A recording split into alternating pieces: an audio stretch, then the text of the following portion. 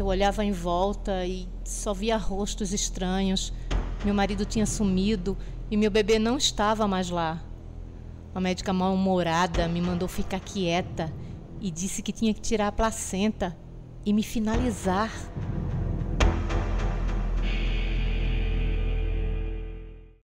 Boa noite. Uma em cada 4 mulheres que tiveram filhos por parto normal no Brasil sofreu algum tipo de violência na hora do parto.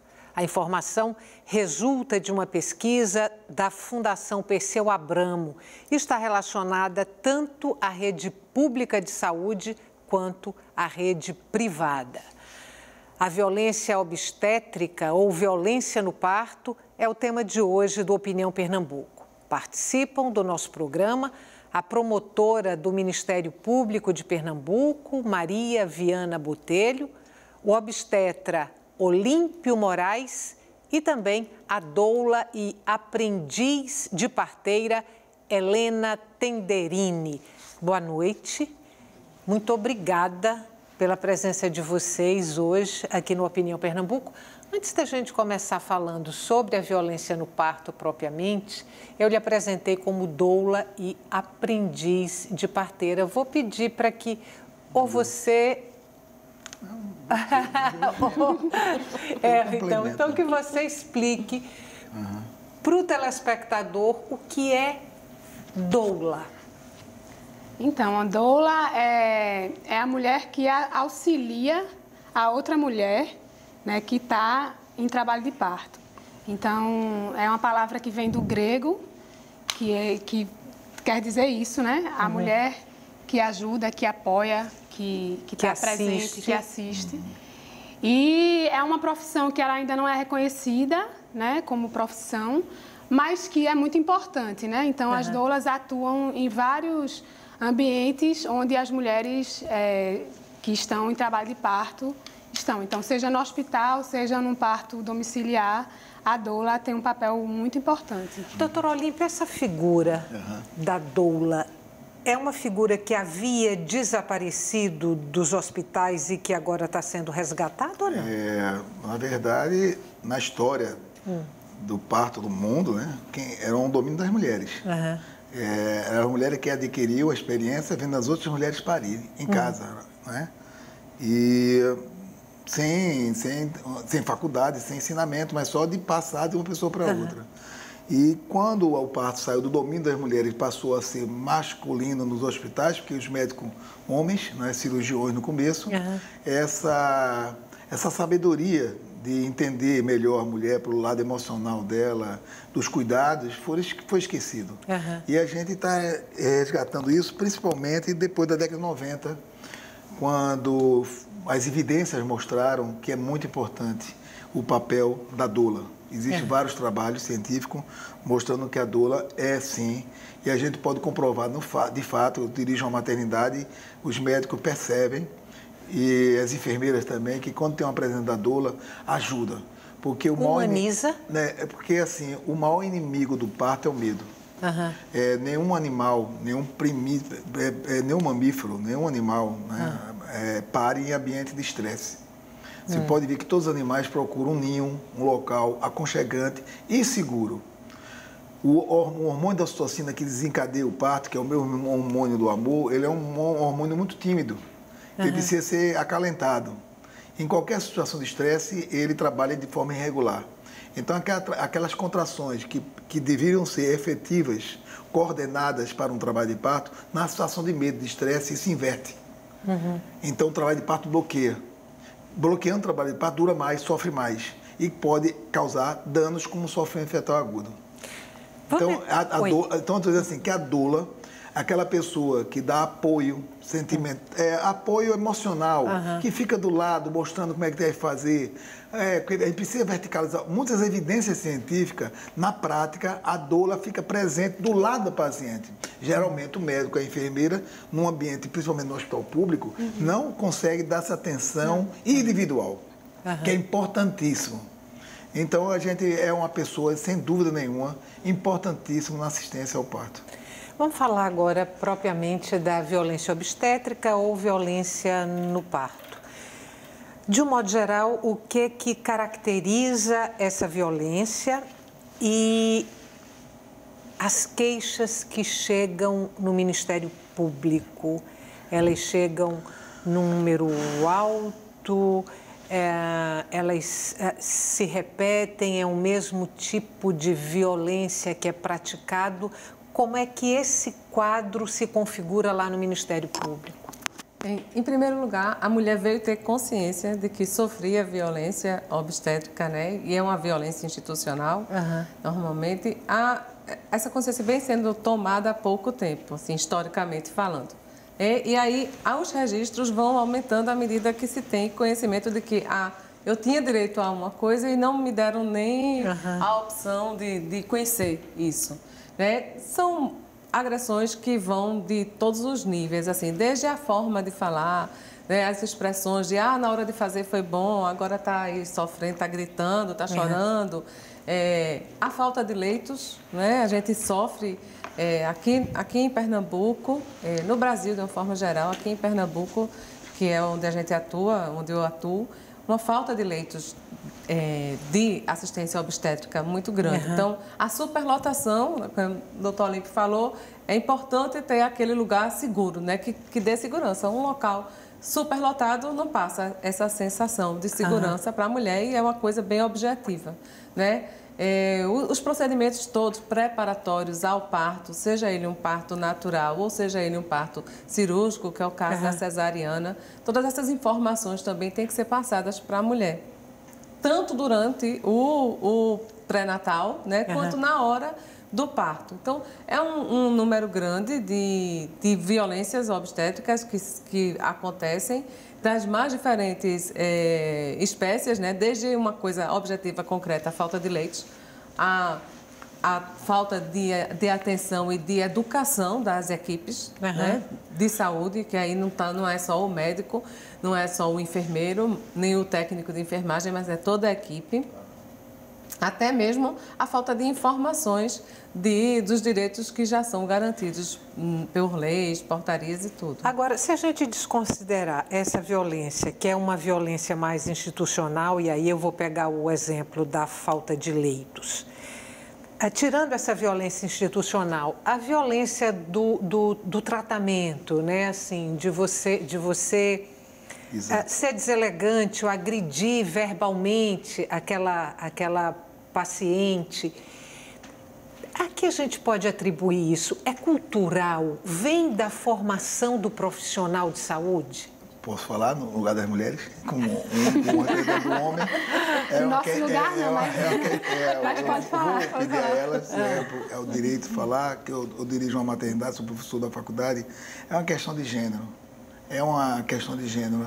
São violências que acontecem, que, como você mesmo disse, Ivana, que sempre as mulheres sofreram, mas não tem conhecimento de que isso aí é uma questão que é colocada na situação inferior.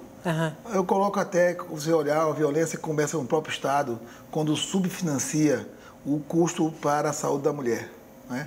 Você tem uma ideia que é só 3,5% que é gasto de todo o PIB nacional na saúde pública. Né? E é o mesmo valor que é gasto na privada. Sendo que a privada só atende 15 a 20% da população, gastando mesmo dos 80%. A gente fica, não, o SUS é ineficiente.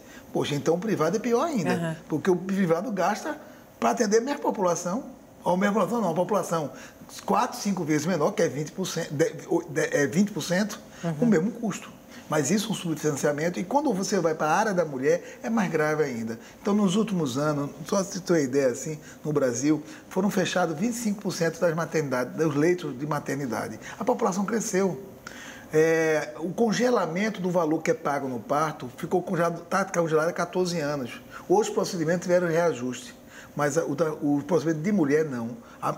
O valor que é pago para uma esterectomia, para um períneo, são os mesmos há 14 anos. Fez com que isso, os hospitais filantrópicos e hospitais terceirizados do interior, os pequenos hospitais, fechem as portas para atender a mulher. Aí abre o quê? Cardiologia, hemodiálise, que também é muito importante. Mas houve uma retração de investimento. Mas essa precarização, ela não estimula não é uma violência institucional? É uma violência. E eu me refiro a essa violência praticada pelo profissional que está lá, vamos lá, o enfermeiro, o médico. Certo. Então, vamos chegar lá, certo? E existe também, lógico, não é? Dentro desse contexto que eu acho que nós avançamos mais, que a mulher tem mais consciência disso, a sociedade está mais empoderada dos seus direitos, através de um papel belíssimo no Ministério Público, dos movimentos sociais, e isso aí chegou até a academia.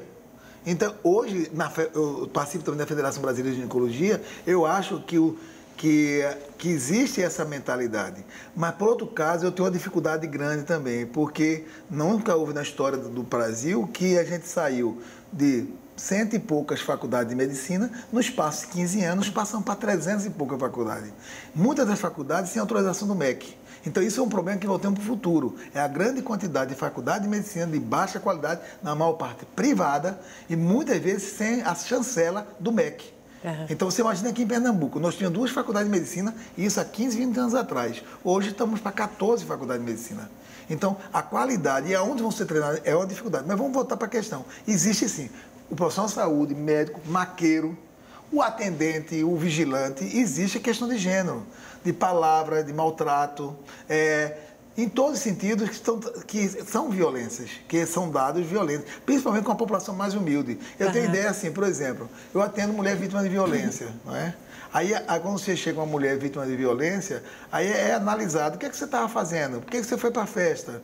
É sempre culpabilizando a mulher. E quando a mulher chega grávida, ela está lá com o 7º filho, 8º filho, aí o profissional muitas vezes coloca a culpa nela. Você está chorando agora, mas todo ano está aqui. Parou, não está aqui de novo. Ninguém entende ali que é uma falta do Estado, falta de educação, de acesso a método contraceptivo, que ele é pobre e está lá por causa disso. Agora, por que... Oi, não, eu acho que tem uma questão que o senhor falou que é importante, que eu acho que é uma questão mais fundante, sabe? Que é uma questão de gênero, né? Mas anterior. A mulher foi retirada da cena do parto, né? A mulher estava sempre assistida por outras mulheres. Então, era um ambiente onde outras mulheres acolhiam aquela mulher. E, a partir do momento que isso é retirado, né, e que o homem entra à cena, várias coisas mudam. Então, esse tipo de tratamento... E aí, claro, eu acho que também entra a questão dos tabus, né, em relação ao sexo, né? Porque engravidou, porque fez sexo. Então, tem vários tabus aí envolvidos e aí eu acho que são coisas que, naquele momento, se materializam, sim, através de palavras, através de gestos. Por isso que uma doula, né, nesse ambiente, apoia também nesse aspecto, porque, de certa forma, é uma pessoa que não está passando por aquele momento, né, que a mulher está passando, de estar mais frágil, de estar sentindo dores, e ela é uma profissional que pode também proteger a mulher dessas agressões. Então, eu acho que é uma outra mulher que está dando esse apoio, né? Então, de certa forma, é também recuperar um pouco esse momento que existia antes e trazer para uma outra cena, né? Agora, quando chega a queixa lá no Ministério Público, a denúncia, quais são os procedimentos? A gente abre um processo de investigação, né, um inquérito civil e vai coletando informações junto, se foi em uma... Normalmente é em unidade de saúde mesmo, né?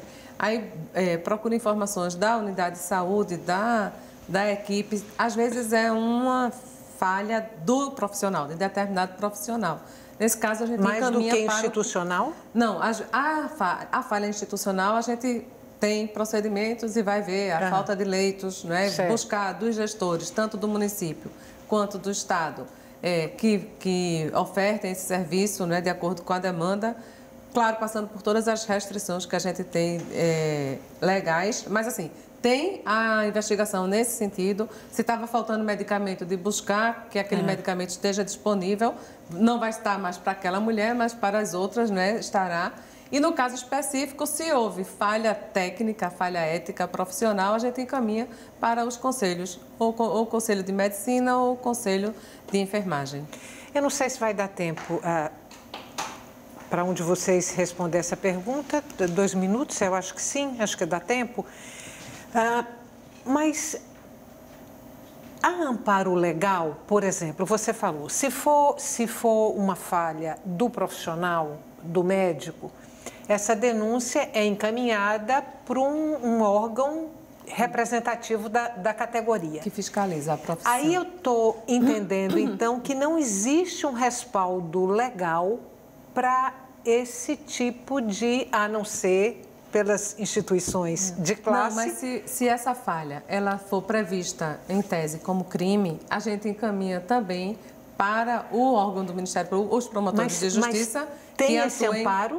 É uma prática criminosa? Em alguns casos pode ser uma prática criminosa. Por exemplo. Racista, por exemplo. Ou agressão mesmo, física, ou mesmo a falta verbal, dano morais. Existem várias. A negligência. Assim, a pessoa estava lá e o médico não olhou, não fez o acompanhamento, não fez o partograma. Mas aí o crime vai ser enquadrado numa outra instância. É crime de racismo. O médico pode ser julgado, quer dizer, investigado em 3 esferas. Eu lhe passo a palavra depois. Preciso chamar o intervalo. Tá bom. Violência no parto, o tema de hoje do Opinião Pernambuco. A gente volta já. A gente pode ser investigado na... Eu morria de sede.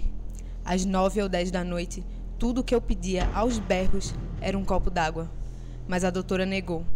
Ríspida, grosseira e com a cara enfiada no meio das minhas pernas, disse que podia fazer mal depois, na hora de nascer.